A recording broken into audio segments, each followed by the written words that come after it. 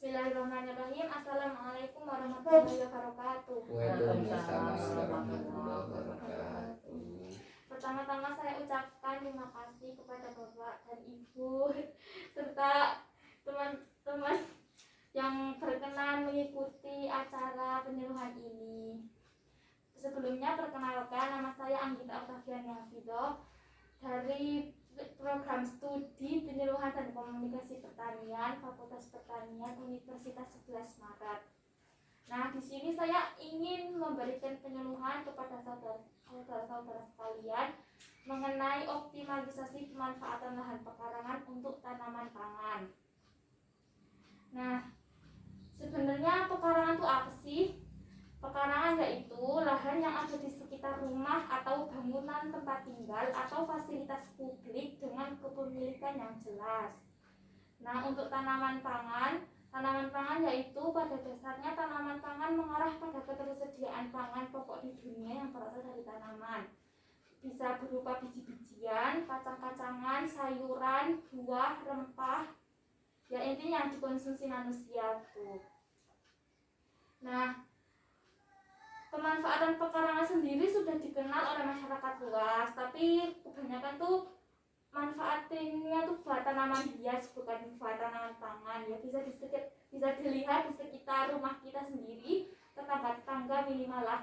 Biasanya pada nanam tanaman hias yang biasanya bernilai jual tinggi. Apalagi yang kayak kemarin baru booming itu ada janda bolong, terus ada aglonema. Nah itu kan bisa berjuta-juta ya. Jadi ibu-ibu atau bapak-bapak itu biasanya malah tertarik ke itu daripada ke tanaman pangan. Padahal kalau tanaman pangan ditanam, maksudnya dimanfaatkan secara sungguh-sungguh itu kan juga bisa balik ke kita sendiri, gitu kan. Dimanfaatkan sama kita sendiri, bisa dimakan juga. Jadi kalau misalnya dimanfaatkan dengan sungguh-sungguh juga enggak takut ada paceklik, harganya melambung tinggi kayak kemarin itu harga cabai kan jadi tinggi. Nah, ibu-ibu ini biasanya pada bingung, aduh cabainya tinggi gitu kan. Padahal kalau orang Jawa biasanya kalau makan gak pakai sambal itu kurang pas gitu.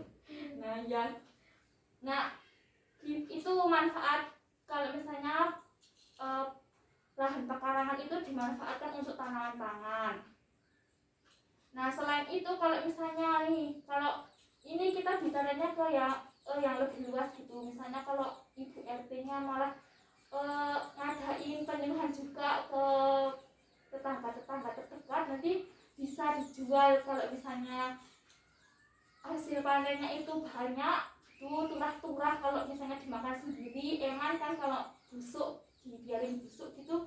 Nah, berarti kan bisa dijual, bisa dapat uang juga, tambah-tambah gitu lah. Nah, untuk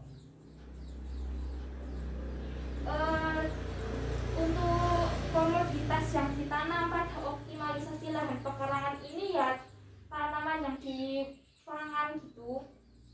Contohnya tuh ya yang sayuran gitu lah, yang gampang kayak tomat, cabai atau sawi, ya yang kira-kira anggota keluarganya suka gitu lah.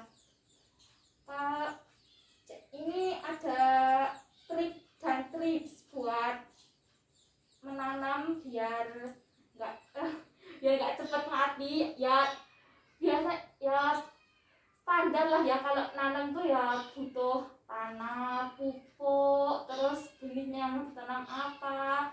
Untuk media tanamnya bisa pakai polybag.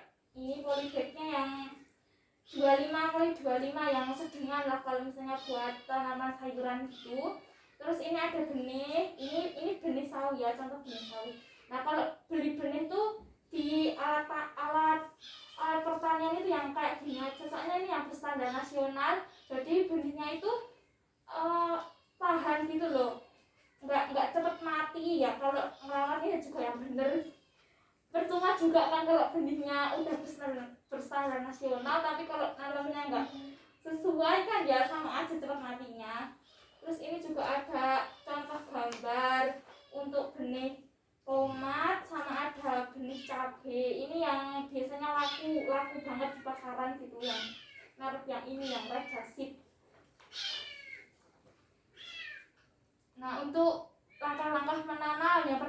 yaitu penentuan area dan benih yang akan ditanam, memilih area yang sesuai dengan jenis tanaman, terus suhu udaranya kira-kira cocok nggak sih sama benih ini kalau ditanam di lingkungan kayak gini. Terus harus ada jarak tanamnya, ya minimal 1 polybag bisa 3 benih lah. Nanti kalau misalnya udah agak gede gitu nanti dipindahin, karena jarak tanam itu mempengaruhi sama pertumbuhan tanamannya. Nanti kalau misalnya 1 polybag itu diisi misal 7 gitu kan, kasihan tanamannya pada rebutan zat hara sama air. Terus penggunaan pupuk dan penanaman ke dalam lubang. Penggunaan pupuk yang bisa dipakai ya yang organik, kalau organik yang kompos, kalau enggak ya itu sisa kandang, pupuk kandang. Terus kalau anorganik ya macam urea, terus NP3. Tapi kalau pupuk anorganik itu pakainya yang dikit aja, soalnya kalau misalnya kena langsung ke tanaman itu biasanya langsung mati, kan tanamannya juga masih rawan gitu. Terus kalau untuk pemberian pupuk tambahan itu bisa ditambahi setelah 2 minggu tanam. Jadi kalau udah 2 minggu tanam itu bisa ditambah pupuk lagi. Terus penyiraman bisa dilakukan pada setiap pagi kalau enggak sore. Untuk menyiram itu airnya ya yang sedang aja, jangan banyak-banyak juga jangan dikit. Kalau banyak nanti benihnya enggak jadi tumbuh, malah jadi busuk. Terus kalau kekurangan ya bisa menghambat pertumbuhan juga. Sekian penyuluhan yang bisa saya sampaikan. Saya ucapkan terima kasih untuk ibu-ibu dan bapak-bapak serta teman-teman yang bersedia mengikuti penyuluhan ini. Nah, saya harap bisa dipraktekkan ya. Juga ini juga bermanfaat juga buat kita. Kalau ada salah kata atau salah pengucapan mohon maaf. Terima kasih. Wassalamualaikum warahmatullahi wabarakatuh.